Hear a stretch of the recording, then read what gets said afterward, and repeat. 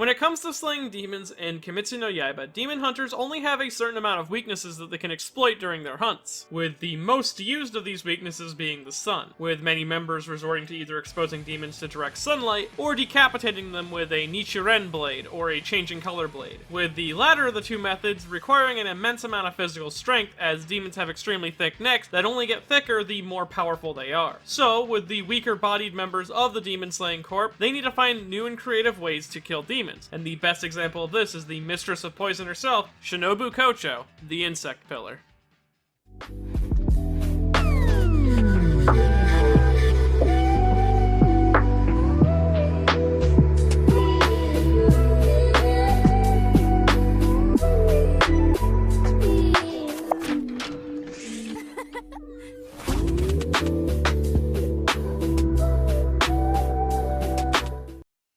This video contains spoilers for Kimetsu no Yaiba up to the most current chapter in the manga as of this video's release. So if you aren't caught up with the manga, and you don't want to be spoiled, watch this video at your own discretion. Shinobu Kocho is one of the top skilled demon slayers in the Demon Slayer Corps, achieving the title of Pillar, though she is a unique case, as she likely inherited her position as a pillar from her late sister, acting as her Sugoku or successor, as Shinobu herself lacks the strength to behead a demon, let alone any of the higher moon demons, which is a requirement for becoming a pillar. Though she does have a workaround for her weakness, and it's one that she developed on her own through her own medical expertise. So it is always possible that Shinobu herself slayed up to 50 demons to earn her title as a pillar, but it is more likely that she inherited it from her sister, as a lot of Shinobu's character is all about her inferiority complex and the burden of feeling like she has to be someone she's not. But before we get too into that, we should discuss the meaning behind her name. So Shinobu Kocho is a pretty simple name. First you have her given name, Shinobu, which is a dictionary term for the word shinobi or ninja, with Shinobu usually being used as a more feminine version of the word. And Shinobu seems to have been given this name due to the fighting style she had assigned to her, with it mimicking the ninjas of real life, with her excelling in speed and stealth, allowing her to appear and disappear without a noise, and being stealthy enough to sneak up on both people who have enhanced senses, along with demons. But also, this mixes well with her uses of assassination tools like poison, to compensate for her being less effective in direct combat, as shinobi and ninja of real life would use a multitude of tools for the exact same reason. Then you have Shinobu's family name, Kocho, which directly translates to butterfly, hence why her estate is called the Butterfly Estate, and why her and her sister Kane had a butterfly aesthetic to their designs. But it also plays into Shinobu's own fragileness given her weak body, as she is metaphorically as weak as a butterfly, which was the inspiration for her own unique demon slaying style, the Breath of the Insect.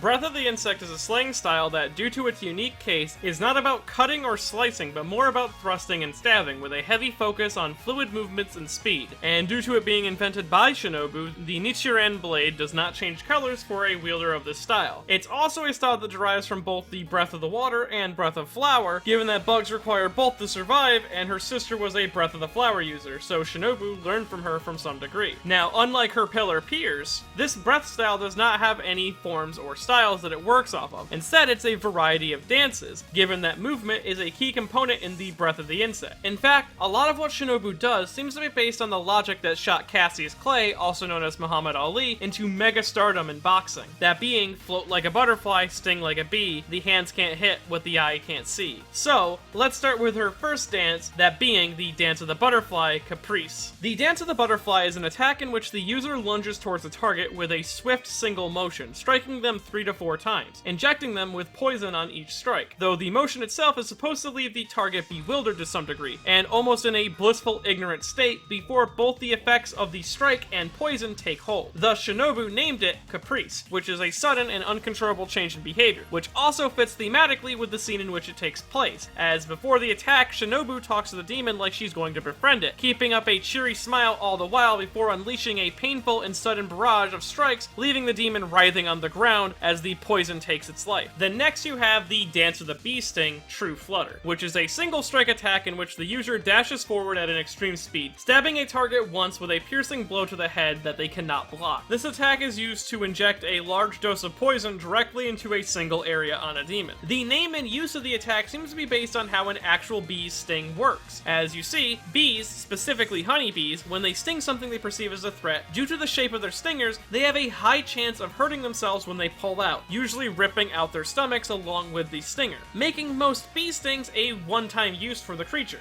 though the stinger does leave behind a bit of venom in the wound, causing a stinging pain, thus the name Stinger. And thus, the attack based off a bee sting is a single strike which leaves behind a high dose of poison. Then the next dance in Shinobu's arsenal is the dance of the dragonfly compound eye hexagon, which is an attack that seems to be a combination of both the bee sting and butterfly dance, which the user dashes forward and strikes a target in 6 different vital spots, piercing through or going around any defense. The purpose of this attack seems to be increasing the amount of poison flowing through a target's body, in hopes of increasing the chance of crippling them. Now this attack seems to be based on a few different things, starting first with the compound eye part of the name, which is based on the multi-layered eyes seen in insects like dragonflies. The purpose of these eyes being that it allows the insect to see in a multitude of directions independently from each other, and this is interpreted through how Shinobu looks for and targets multiple vital parts when striking with this attack. And the dragonfly aspect of this attack seems to be based on a dragonfly's own unique movement pattern, with Shinobu's multiple strikes coming out really quickly, seeming to match up well with the dash or zigzag motion of a dragonfly's movement. But most importantly, throughout Japanese history, the dragonfly has become sort of a symbol of agility, bravery, and overcoming adversity, having its name literally translate to the victory insect, which matches quite well with the context of the story in which Shinobu uses this move, as she is pulling out all the stops to try to put down one of the High Moon demons, who keeps commenting on her bravery and determination throughout the fight, while also seemingly mocking her and showing false compassion for her actions. And when we later get the context that Shinobu knew going into this fight that she would die, you understand the true bravery of these attacks, with her luring Doma into a false sense of security. Though this wasn't her final attack, no, that belongs to the Dance of the Centipede, 100-legged zigzag, which is an attack that utilizes the user's full speed, as they move in a zigzag pattern to build up momentum along with making themselves nearly impossible to follow, and ending with a final piercing strike to the neck, with an injection of poison along with the built-up momentum moving both the target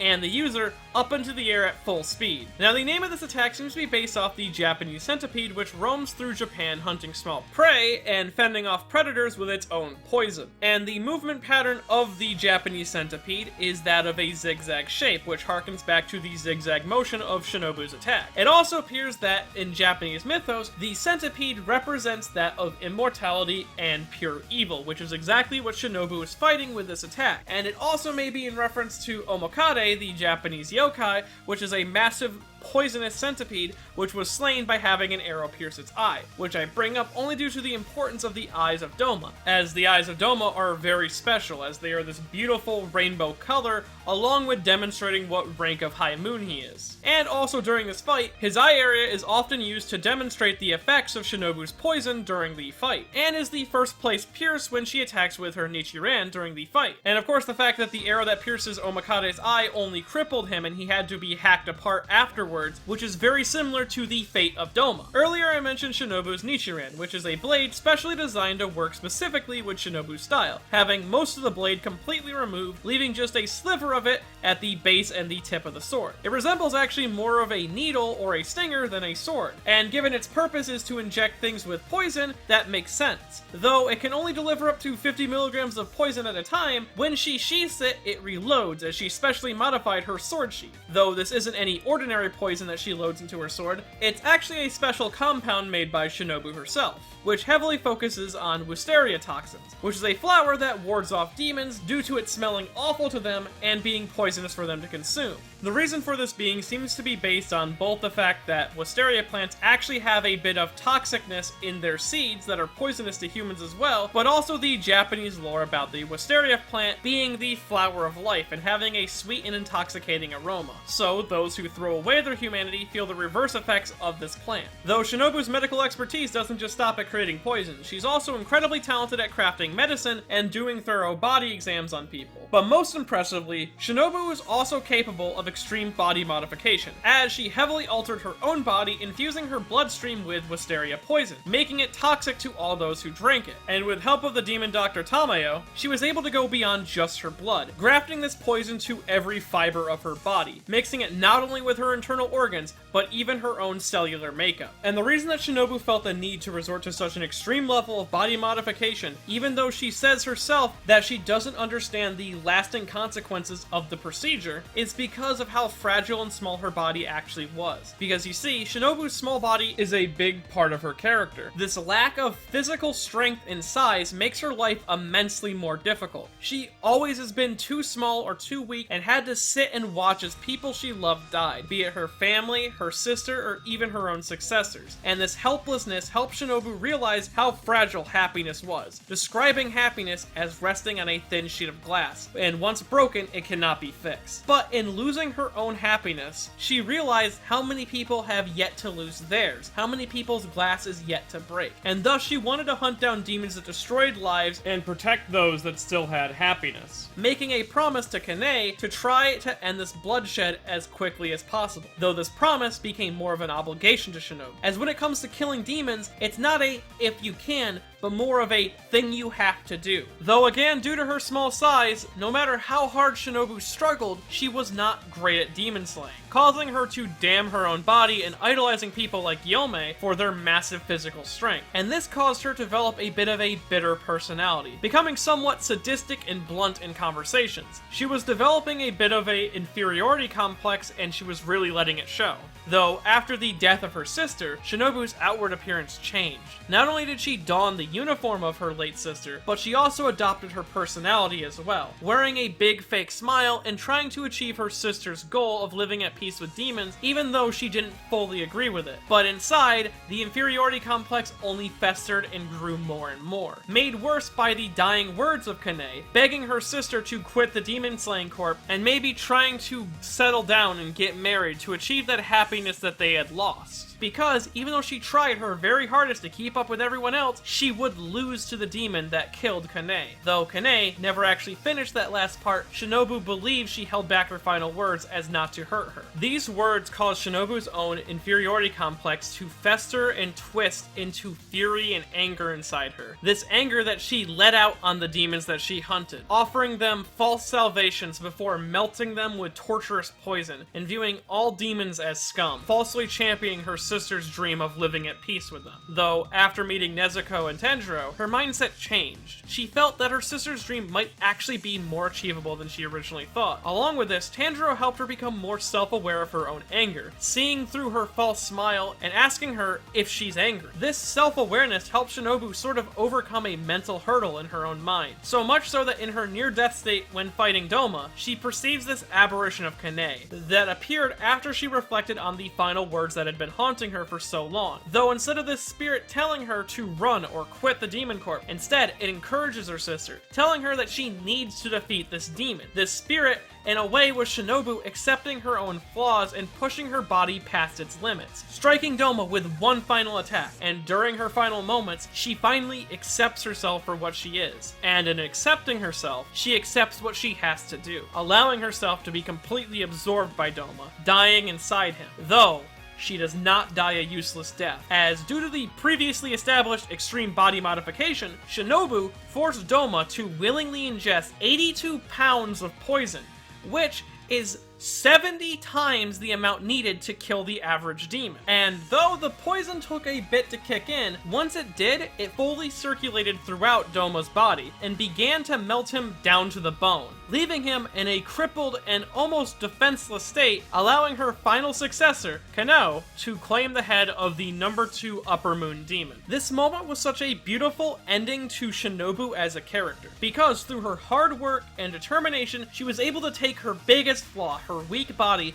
and turn it into an ultimate weapon against demons. She may never have been able to decapitate Doma on her own, but she is able to claim the victory from beyond the grave. Her only regret being that the poison that put him down wasn't solely her creation. And this whole arc that she goes through in the story is what makes Shinobu such a great character in Kimetsu no Yaiba. She's someone who's tragic yet enjoyable to watch, beautiful but absolutely terrifying, and has some of the best back and forth with characters in the series, learning how to tease them in ways that really get to them, or play with their emotions to help suit her benefit. Hopefully, we get to see more of her in stories like one-shots that happen before the events of the story, or maybe even seeing her and Kane hunting a demon together. If you enjoyed this video and want to see more videos like it in the future, I have a Patreon at patreon.com/medinotthebadguy. And if you want to build up your own tolerance, well, you can do so by buying a copy of Shimoneta, a boring world where the concentrated dirty jokes doesn't exist, at buyshimoneta.com.